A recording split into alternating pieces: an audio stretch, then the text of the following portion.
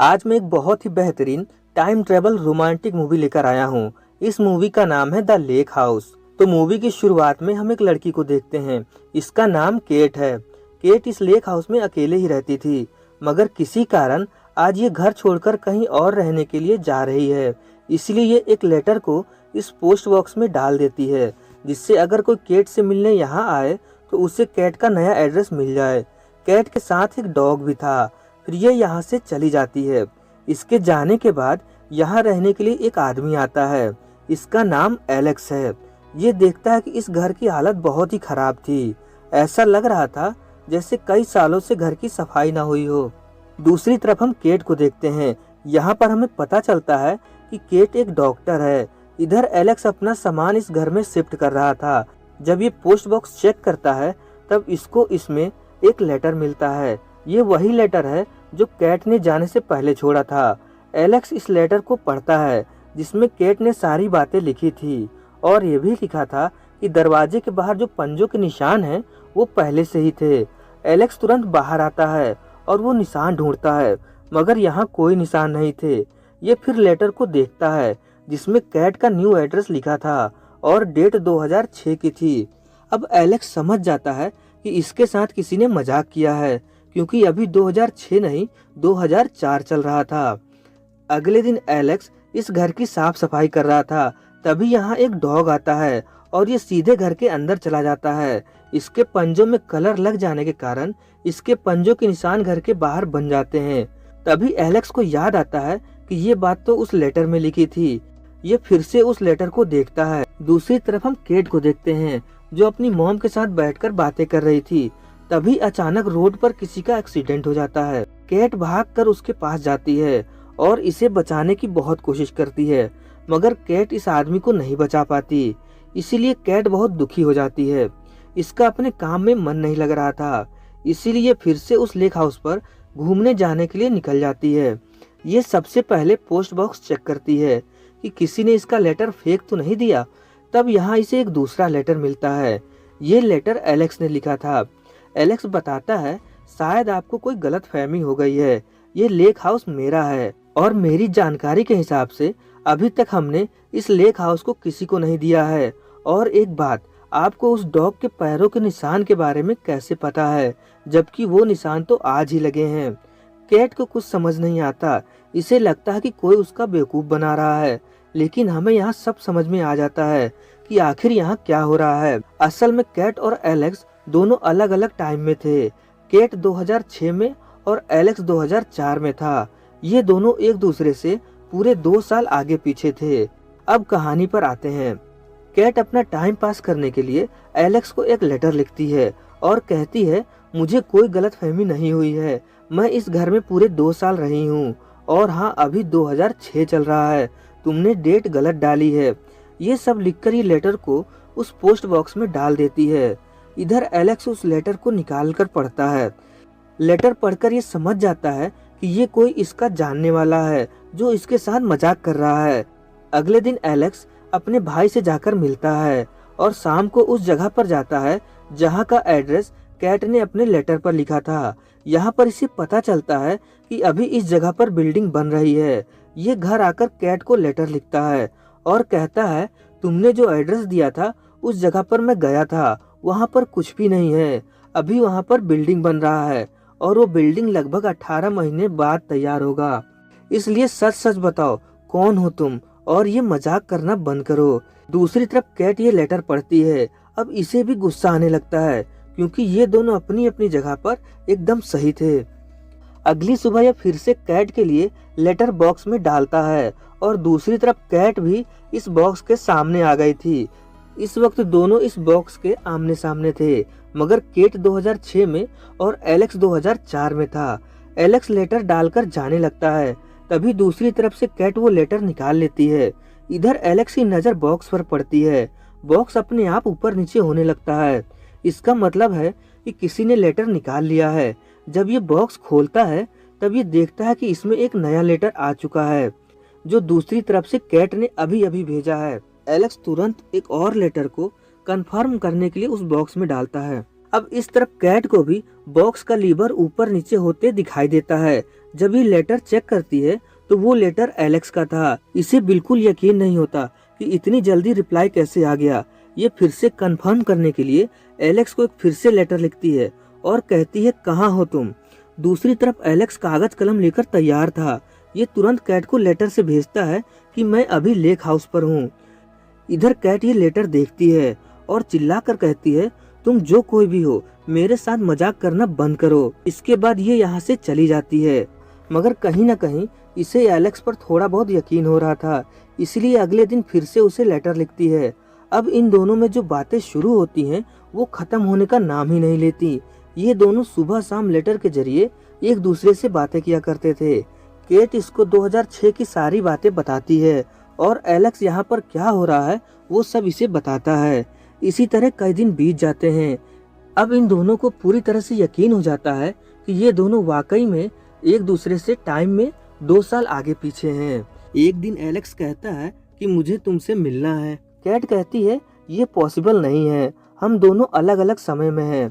Alex कहता है बिल्कुल पॉसिबल है, बस याद करके ये बताओ कि तुम 2004 में आज के दिन कहाँ पर थी। इधर ये बात कैट को समझ में आ जाती है। ये याद करके एलेक्स को बताती है कि ये इस तारीख को एक रेलवे स्टेशन पर थी और वहीं पर ये अपनी एक खास बुक भूल गई थी। अगले दिन एलेक्स स्टेशन पर पहुंच जाता है। यहाँ पर कैट अपने बॉयफ्रेंड के साथ थी। एलेक्स समझ जाता है कि यही केट है क्योंकि यहाँ पर और कोई लड़की नहीं थी। कैट जल्दी जल्दी ट्रेन में चढ़ जाती है। ये अपनी खास बुक बेंच पर ही भूल जाती है। अब एलेक्स को पूरा यकीन हो जाता है कि यही केट है। ये तुरंत उस बुक को लेकर केट को वापस करने के लिए भागता है, मगर ट्रेन चल चुकी थी, इसीलिए एलेक्स को बुक लौटा नहीं पाता। यहाँ पर ये दोनों पहली बार एक दूसरे को देख रहे थे। अगले दिन एलेक्स केट को सारी बातें बताता है कि इसने तुमको देख लिया है और तुम्हारी खास बुक मेरे पास है। अब केट कहती है कि मुझे तुमसे फोन पर बात करनी है, इसीलिए तुम मुझे इस नंबर पर 1 तारीख 2006 की शाम को 5 बजे फोन करो। कैट एलेक्स के फोन का इंतजार कर रही थी, मगर एलेक्स का फोन नहीं आता। ये फोन क्यों नहीं आता ये हमें आगे पता चलेगा।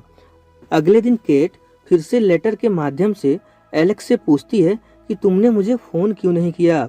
एलेक्स कहता है शायद ये पॉसिबल ना हो, लेकिन ऐसा नहीं था, ये हो सकता था, लेकिन यहाँ पर क्यों नहीं हुआ ये हमें आगे पता चलेगा।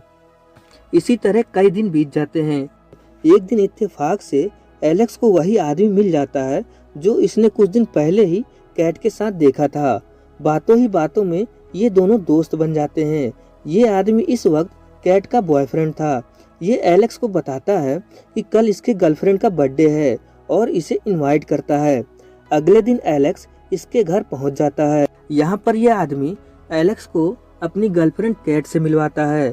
ये कैट से दोबारा मिल रहा था, मगर कैट इसको बिल्कुल नहीं जान रही थी। कुछ देर बाद कैट किसी बात को लेकर परेशान थी, इसीलिए ये घर के बाहर आकर बैठ जाती है। कुछ ही देर में एलेक्स इसके पास आता है और कैट से बातें करने लगता है। ये दोनों कुछ ही देर में बहुत अच्छे दोस्त बन जाते हैं। यहाँ पर एलेक्स चाहता तो केट को सारी बातें बता सकता था, लेकिन ये ऐसा नहीं करता। तभी केट का बॉयफ्रेंड यहाँ आ जाता है और इन दोनों को एक साथ देख लेता है। यहाँ पर केट का ब्रेकअप हो जाता है। दूसरे दिन एलेक्स केट को आज जो कुछ भी हुआ वो सब कुछ लेटर में लिखकर बताता है। इधर 2006 में जब ये लेटर पढ़ती है तो इसे सब कुछ याद आने लगता है और अब ये भी एलेक्स को पहचान जाती है। अब ये दोनों एक दूसरे से मिलने का फैसला करते हैं, इसीलिए एलेक्स एक होटल में क्रिसमस के दिन आज से 2 साल के बाद की टेबल बुक करता है। दूसरी तरफ केट इस होटल में तैयार होकर एलेक्स का इंतजार कर रही थी। आज ये बहुत खुश थी। काफी देर इंतजार करने के बाद भी एलेक्स यहाँ नहीं पहुँचता। आखिर में कैट समझ जाती है कि इनका मिलना इम्पॉसिबल है। ये घर आकर फिर से एलेक्स को लेटर लिखती है और कहती है आज के बाद मुझे लेटर मत लिखना क्योंकि हमारा मिलना नामुमकिन है। इधर एलेक्स को कुछ समझ नहीं आता। आखिर 2006 में ऐसा क्या हुआ कि एलेक्स वहाँ पर नहीं पहुँच पाया। ये तुरंत कैट को लेटर लिखता है, मगर इधर से कोई जवाब नहीं आता। एलेक्स रोज कैट को लेटर भेजता था, मगर दूसरी तरफ कैट ने यहाँ आना बंद कर दिया था। यहाँ पर एलेक्स की ऐसी हालत देखकर बहुत तरस आने लगता है। ये रोज कैट के लेटर का इंतजार करता था, मगर कोई फायदा नहीं था। कुछ दिन बाद ये उदास होकर यहाँ से कहीं दूर जाने का फैसला करता है। ये अपना सारा सामान लेकर कैट के बॉयफ्रेंड के पास जाता है और इसे लेक हाउस की चाबी और उस डॉग को दे देता है। ये कहता है हो सके तो तुम ये कैट को दे देना। इतना कहकर ये यहाँ से चला जाता है और अपने भाई के पास जाकर रहने लगता है। दूसरी तरफ कैट और इसका बॉयफ्रेंड फिर से एक साथ हो जाते हैं। इसी तरह पूरे 2 साल बीत जाते हैं। अब एलेक्स 2006 में पहुंच जाता है और कैट 2008 में। एक दिन एलेक्स को याद आता है कि आज वही दिन है जिस दिन इसने 2004 में एक होटल की टेबल को बुक किया था। ये बहुत खुश होता है कि आखिरकार वो दिन आ ही गया जब ये केट से मिलेगा। दूसरी तरफ 2008 की केट अपने बॉयफ्रेंड के साथ एलेक्स के भाई के ऑफिस में किसी काम से जाती है। यहाँ पर इसे उस लेक हाउस की पेंटिंग दिखती है। ये तुरंत एलेक्स के भाई से पूछती है कि ये किसने बनाया है। ये कैट को बताता है कि ये पेंटिंग मेरे भाई एलेक्स ने बनाया है। अब इसके चेहरे पर मुस्कान आ जाती है। कैट कहती है कि मुझे अभी एलेक्स से मिलना है। तब ये आदमी इसे बताता है कि एलेक्स अब इस दुनिया में नहीं है। वो 2 साल पहले ही एक कार एक्सीडेंट में मारा गया। अब यहाँ पर कैट को सब याद आने लगता है कि शुरुआत में जिस आदमी के एक्सीडेंट हुआ वो कोई और नहीं एलेक्स ही था और इसीलिए एलेक्स ने इसको फोन नहीं किया और ना ही उस होटल में पहुंच पाया था, क्योंकि वहां जाने से पहले ही इसकी मौत हो चुकी थी। कैट अब पूरी तरह से उदास हो जाती है क्योंकि उस दिन एलेक्स इससे ही मिलने के लिए आ रहा था और उसका एक्सीडेंट हो गया। अब कैट एलेक्स को बचाने के लिए उस लेक हाउस के पास जाने लगती है। दूसरी तरफ एलेक्स भी लेक हाउस के पास जा रहा था।